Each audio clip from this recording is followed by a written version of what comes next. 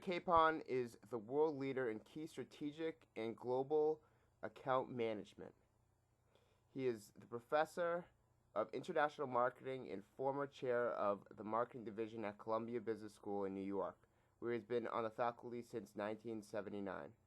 He is widely published. His articles have appeared in many reviewed journals and trade magazines. He has also written many books on marketing and sales management. He's the author of Marketing Mavens. Welcome. Hello. All right, Noel, my first question is, why does every employee need to have basic marketing skills, not just the marketing department? Well, I think the distinction we make in the book is between what I call little M marketing and big M marketing. And big M marketing is marketing that involves everyone in the organization.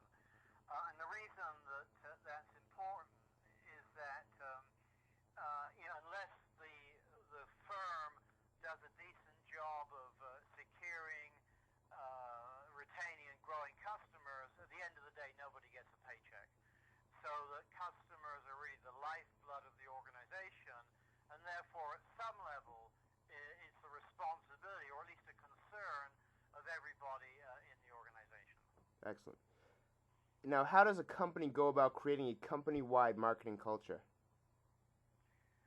Well, that's not an easy thing to do, and basically that's really got to come from the top of the organization. If you have a CEO like Lou Gerstner was at IBM or John Chambers at Cisco, they really understand how critical it is to do a good job with customers. And if you get that message right through the organization, that goes a long way. Now, that won't do it entirely, and so you have to put in place a series of mechanisms and processes to make sure that everyone in the organization gets it. So that you might have, communication campaigns within the organization that are not say as extensive, but in the same spirit as those you would have outside the organization with customers. So that everybody in the organization really knows that at the end of the day, customers are that critical. For example, at Bloomberg, the company that makes the financial terminals, whenever they sell a terminal, everybody in that organization gets some equity participation certificate. So the actual sale of individual terminal has a financial impact, not just on the salesperson who gets his or her commission, but on everyone in the organization. So there are a variety of mechanisms to do it, but ultimately it really has to come from the top of the organization. Makes a lot of sense.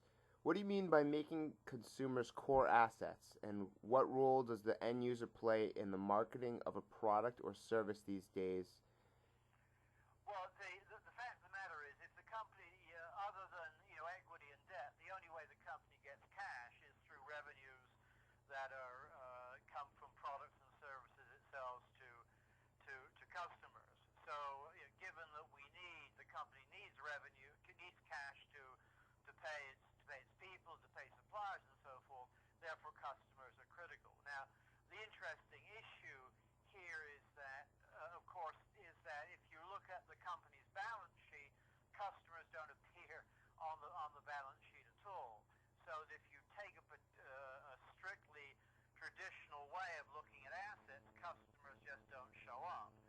So that I don't think this is necessarily a radical view, but we have to move away from that sort of strict financial view to understanding that customers are the source of all cash flows and therefore should be treated as assets.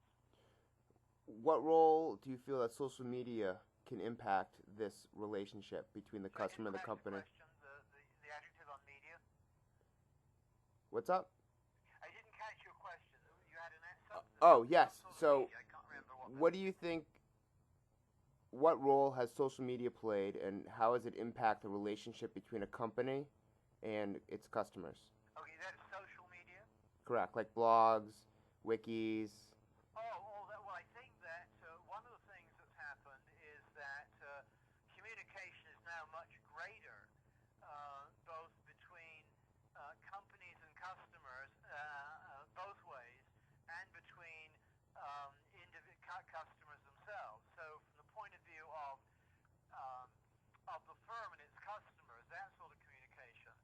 traditionally that's been a sort of a company to the customer sort of phenomenon, where the company has a message and they send it out to the customer.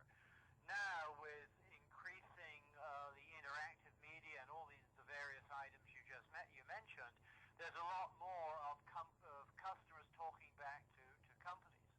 Sometimes companies don't like to hear the message that the customers are given, but on the other hand, that feedback enables them, is a basis on which they can modify their products and services and do a better job of attracting, growing and retaining customers.